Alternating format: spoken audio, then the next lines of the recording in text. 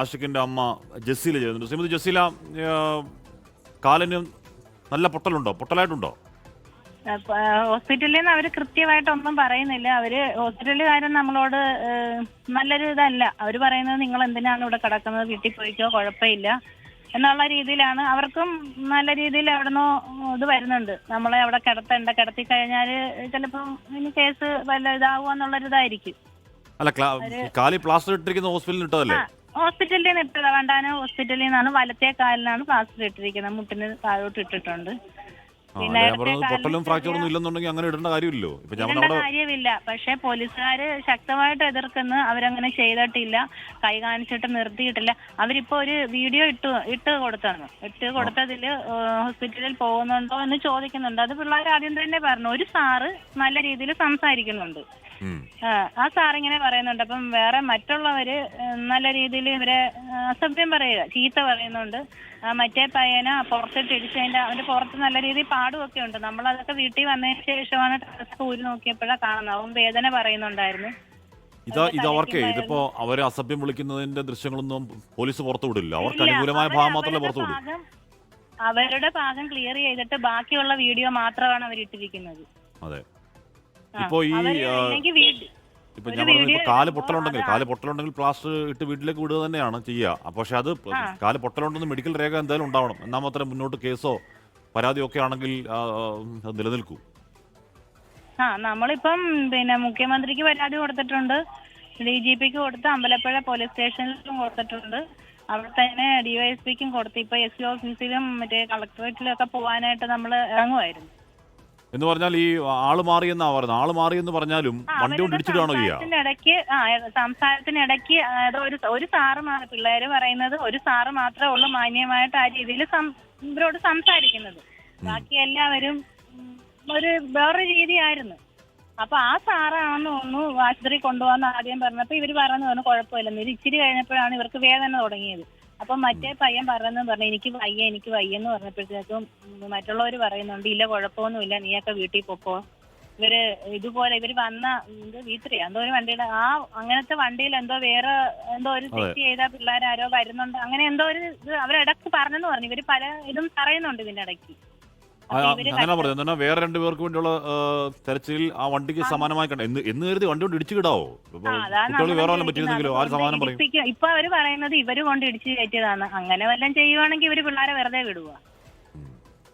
അപ്പം ഇവര് ഇങ്ങനെ അവരുടെ ഭാഗത്തുനിന്നുള്ള ആ വീഡിയോ ലാസ്റ്റ് ഇവരെ എല്ലാം കഴിഞ്ഞ് ഇവരെ ഉപദ്രവിക്കുകയും ചെയ്ത് എല്ലാം തപ്പി, പോക്കറ്റൊക്കെ തപ്പി, നിങ്ങൾ കഞ്ചാവുണ്ടോ അങ്ങനെ ഇങ്ങനെയൊക്കെ ഉള്ള രീതിയിൽ സംസാരിച്ച് എല്ലാം തപ്പി നോക്കിയപ്പം ഒന്നും കിട്ടിയതില്ല. പൈസ ഉണ്ടായിരുന്നു, കച്ചവടം കഴിഞ്ഞ് വന്ന പൈസ ഉണ്ടായിരുന്നു, അത് എടുത്തിട്ട് ഇത് എവിടുന്നേലും കട്ടെടുത്തിയാണെന്നൊക്കെ അങ്ങനെയൊക്കെ ചോദിച്ച്. അപ്പൊ ഇവൻ കാര്യം പറഞ്ഞ് പോക്കറ്റിൽ ഗ്ലൗസും ഒക്കെ ഇരിപ്പുണ്ടായിരുന്നു.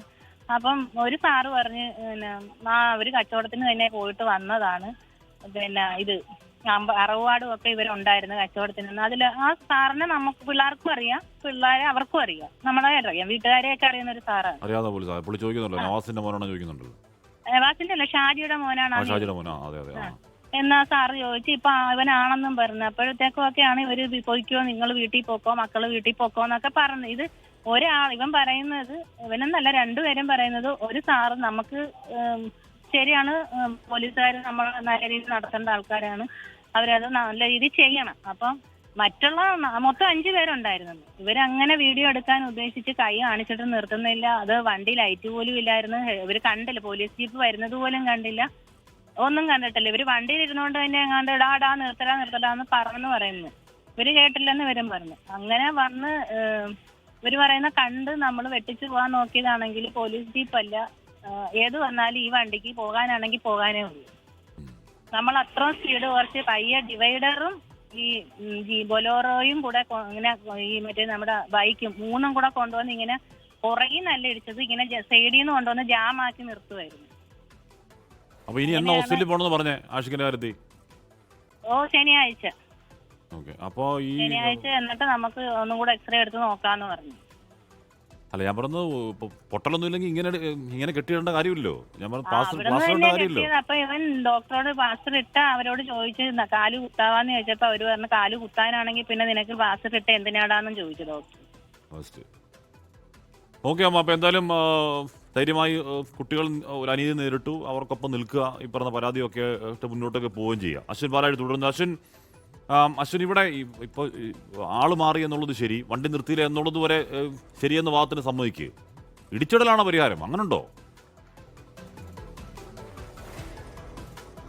സ്വാഭാവികമായും ആ വാഹനം പിന്നീട് കണ്ടുപിടിക്കാൻ പോലീസിന് ഒരുപാട് മാർഗ്ഗങ്ങളുണ്ട്. നാട് നീളെ ക്യാമറകളുണ്ട്. അതല്ലെങ്കിൽ ഈ വാഹനത്തിന്റെ നമ്പർ നോട്ട് ചെയ്ത് പിന്നീടാണെങ്കിലും കണ്ടുപിടിക്കാം. അഥവാ വ്യാജ നമ്പർ പ്ലേറ്റ് ആണെങ്കിൽ പോലും ആ വാഹനം കണ്ടുപിടിക്കാൻ പോലീസിനെ സംബന്ധിച്ച് ഒരുപാട് മാർഗ്ഗങ്ങളുണ്ട് എന്നിരിക്കെയാണ് പിന്തുടർന്നു പോയി രാത്രിയോടുകൂടി അർദ്ധരാത്രിയിൽ ഈ വാഹനം ഇടിച്ചിട്ട് അവരെ പിടികൂടുന്നത്. ഇടിച്ചിട്ടത് മാത്രമല്ല, പിന്നാലെ എന്ന് പുറത്തിനിട്ട് ഇടിച്ചു എന്നുള്ള പരാതി കൂടി ഇവർ പറയുന്നുണ്ട്. എന്താണ് ഈ പോലീസ് ആരെയാണ് തിരഞ്ഞത് എന്നുള്ളത് മറ്റൊരു ശ്രദ്ധേയമായ കാര്യമാണ്. കഴിഞ്ഞ വിഷുദിനത്തിൽ പുറക്കാട് വെച്ച് തന്നെ ഒരു സംഘർഷം ഉണ്ടായിരുന്നു. യുവാവിനെ സംഘം ചേർന്ന് മർദ്ദിച്ച ഒരു കൂട്ടം ക്രിമിനലുകളുണ്ട്. അവരെ അതിൽ 2 പ്രതികളെ പിടികൂടാനുണ്ടായിരുന്നു.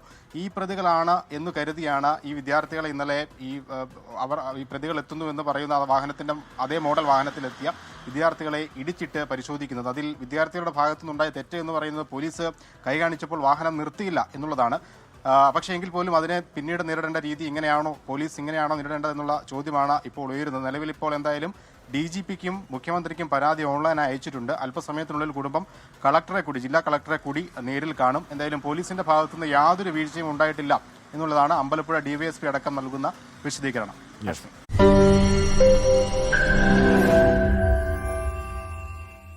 ലോകത്തെവിടെയായാലും ഏത് സമയത്തും 24 വാർത്തകളും ഓഗ്മെന്റഡ് റിയാലിറ്റി പാക്കേജുകളും എക്സ്പ്ലെയിനറുകളും വിശദമായി കാണാൻ ഞങ്ങളുടെ യൂട്യൂബ് ചാനൽ നിങ്ങൾക്ക് സബ്സ്ക്രൈബ് ചെയ്യാം.